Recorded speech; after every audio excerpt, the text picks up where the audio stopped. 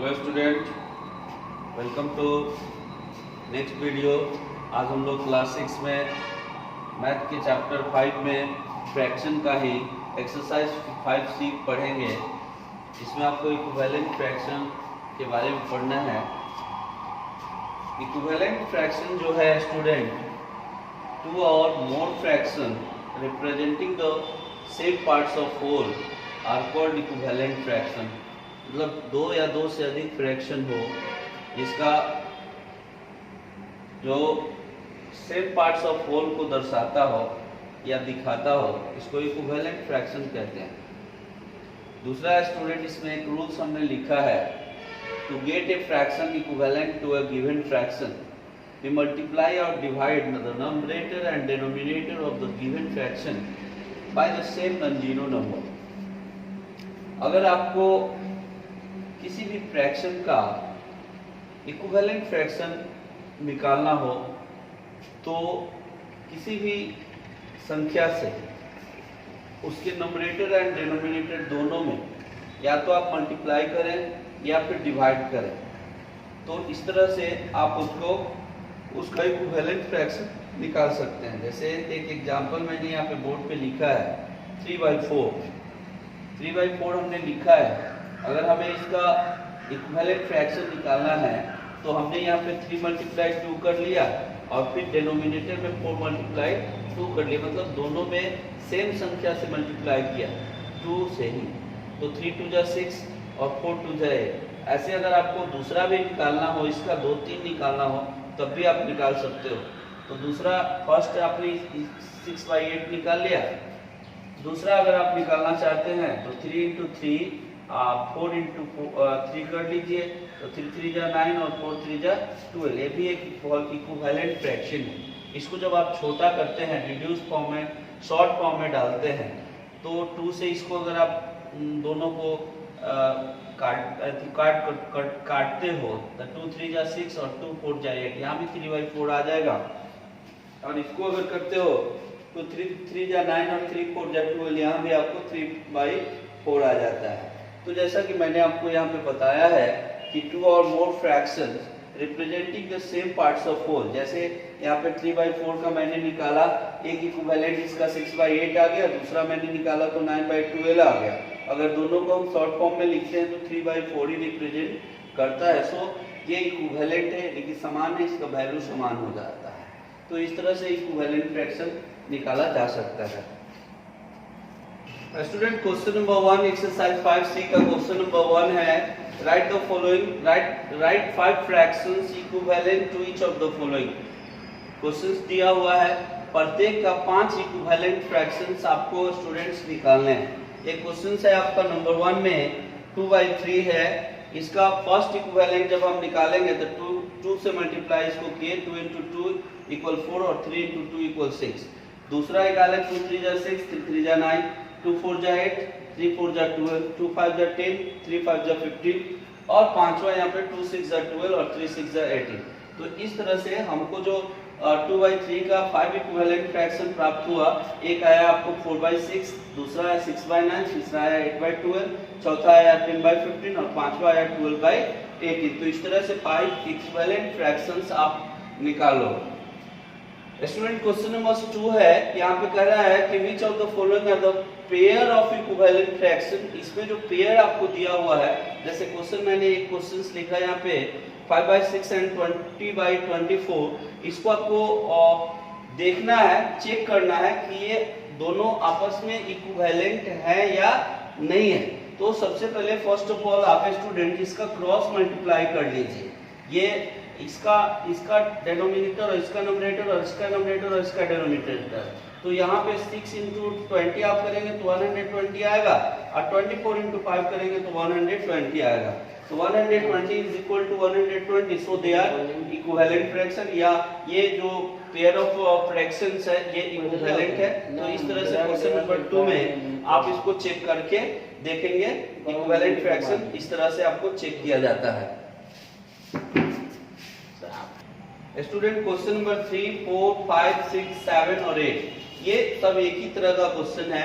सब में आपको यही चीज बोलेगा, find the equivalent fractions of जैसे कोई फ्रैक्शन दे देगा, जैसे मैंने एक एग्जांपल लिया 3 नंबर क्वेश्चन नंबर 3 का, जिसमें ये बोल रहा था find the equivalent fraction of 3/5 having denominator 30 और न्यूमरेटर 24 आना चाहिए। तो इस तरह से ही आपका 8 तक क्वेश्चंस है, उसमें भी यही चीज है, फ्रैक्शन अलग हो जाएगा। जैसे यहाँ पे इक्विवेलेंट फ्रैक्शन में 3/5 दिया हुआ है, वहाँ पे 3/5 नहीं दे करके कोई अलग फ्रैक्शन दे देगा, लेकिन उसमें भी आपको डिनोमिनेटर एक निकालना है और एक न्यूमरेटर वैसे इसको रूप में बदलना है, इक्विवेलेंट बनाना है, जिसका डिनोमिनेटर जैसे ये find the equivalent fractions of 3/5 having denominator 30 हो और न्यूमरेटर 24 हो। तो इस तरह का क्वेश्चन है 8 तक आपको। चलिए हम यहाँ पे इसके डिनोमिनेटर 30 को बनाना है। जैसे 3/5 एक फ्रैक्शन है, इसको ऐसे फ्रैक्शन में बनाना है जिसका डिनोमिनेटर 30 हो। स्टूडेंट्स अगर यहाँ पे हम 30 लिखते हैं तो क्लियरली है कि 30 में 5 into 6 इक्वल 30 होता है। इसने 5 को 6 से मल्टीप्लाई किया तो 30 आ गया, या 30 डिवाइड 5 इसने अगर किया तो 6 आया, यानी कि 6 से मल्टीप्लाई किया तो 5 6 जा 30, 5 into 6 इक्वल 30, तो 3 into 6 कर लीजिए, 3 6 जा कितना होता है 18 होता है, तो 18/30 हो गया। ये इक्विवेलेंट हो गया, जिसका डिनोमिनेटर 3/5 का इक्विवेलेंट फ्रैक्शन 18/30 आ गया, जिसका डिनोमिनेटर आपको 30 निकालने हैं। उसी तरह से अगर इसका न्यूमरेटर 24 निकालना है स्टूडेंट, तो 3/5 है इज इक्वल टू, यहाँ पे न्यूमरेटर अगर 24 मानते हो तो क्लियर है कि 24/3 किया होगा तो 6 आया, तो 6 से ही मल्टीप्लाई कर दो, तो 3 into 6 किया तो 24 आ गया, तो 5 into 6 कर दोगे तो ये यहाँ पे 30 आ जाएगा। तो इस तरह से आप एक स्टूडेंट क्वेश्चन नंबर 3, 4, 5, 6, 7 और 8 बना लेंगे। इसमें जस्ट लाइक ऐसे ही क्वेश्चंस है। एक बार और इसको हम समझा देते हैं कि अगर आपको कोई फ्रैक्शन दिया हो और उसको इक्विवेलेंट बनाना हो और उसके लिए आपको डिनोमिनेटर फाइंड करना हो, जैसे डिनोमिनेटर ऐसे इक्विवेलेंट फ्रैक्शन में बदले जिसका डिनोमिनेटर 30 हो, या फिर ऐसे फ्रैक्शन में चेंज करें, इक्विवेलेंट फ्रैक्शन में उसको चेंज करें जिसका न्यूमरेटर 24 है। तो इस तरह से सबसे पहले हम इसका डिनोमिनेटर दिया था तो मैंने यहाँ पे 30 लिख दिया था इक्वल दे करके। तो हमने इसमें देखा कि 5 और 30 में क्या रिलेशन है, तो 5 into 6 किया तो 30 आया, तो 5 into 6 किया तो 30 आया, तो 3 into 6 कर देंगे तो 18 आ जाएगा। ये दोनों इक्विवेलेंट हो गए। उसी तरह से अगर न्यूमरेटर दिया हुआ है तो 24 अगर यहाँ पे दिया हुआ तो 3 6 जा 24 हो गया, तो 5 6 जा 30 हो गया। तो इस तरह से स्टूडेंट्स आप क्वेश्चन नंबर 3, 4, 5, 6, 7 और 8 बना लेंगे। 9 है स्टूडेंट, सिंपलेस्ट फॉर्म में इसको लिखना है, आपको इसको सिंपलेस्ट फॉर्म में लिखना है। तो सिंपलेस्ट फॉर्म में अगर आपको किसी फ्रैक्शन का सिंपलेस्ट फॉर्म बनाना है तो उसका सबसे अच्छा उपाय है स्टूडेंट कि सबसे पहले आप उसका HCF निकाल दो, उसके नंबरेटर और डिनोमिनेटर दोनों का HCF निकाल दीजिए, और जो HCF आता है उससे उसके नंबरेटर और डिनोमिनेटर दोनों को डिवाइड कर लीजिए, वही उसका सिंपलेस्ट फॉर्म होगा।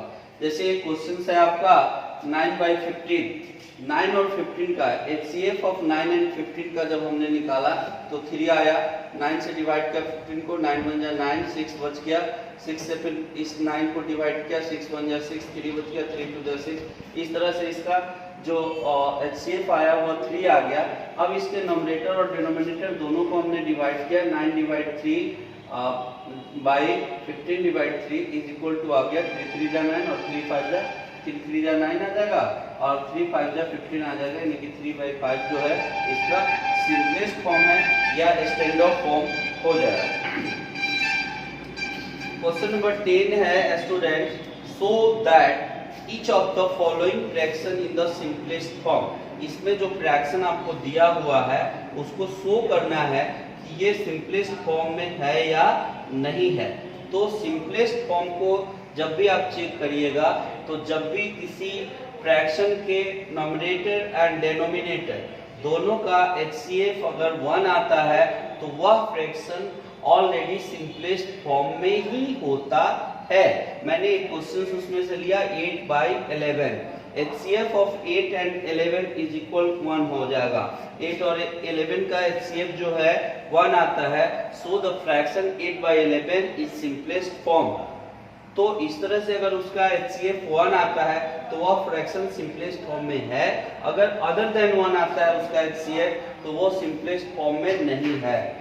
11 नंबर क्वेश्चन है student replace box by the correct number in each of the following.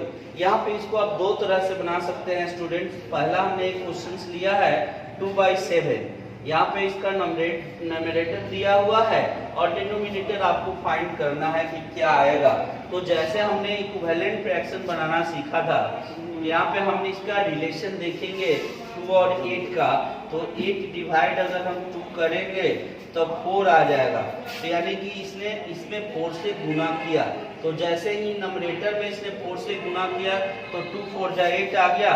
उसी तरह आप 7 में 4 से मल्टीप्लाई करेंगे तो यहाँ पे 28 आ जाएगा। तो ये बॉक्स रिप्लेस हो गया, 28 यहाँ पे आएगा। दूसरा में मेथड्स है स्टूडेंट, चूंकि आप 6th क्लास में अब जा रहे हो तो इस तरह से आप नहीं बना सकते हो, क्योंकि ये थोड़ा सा लोअर क्लास का मेथड्स है। तो अगर आपको इसको बनाना है तो आप क्या करें कि जो भी आपको फाइंड करना है उसको x मान लीजिए। मान लीजिए कि यहाँ पे रिक्वायर्ड नंबर x है, तो अब इसको बाई क्रॉस मल्टीप्लाई कर लीजिए। बाई क्रॉस मल्टीप्लाई जब आप इसको करेंगे तो 5 इंटू एक्स हो जाएगा, i is equal to 3 into 35 हो जाएगा। तो 5 इंटू एक्स जब करेंगे तो 5x आ जाएगा, i is equal to 3 into 35 हो जाएगा।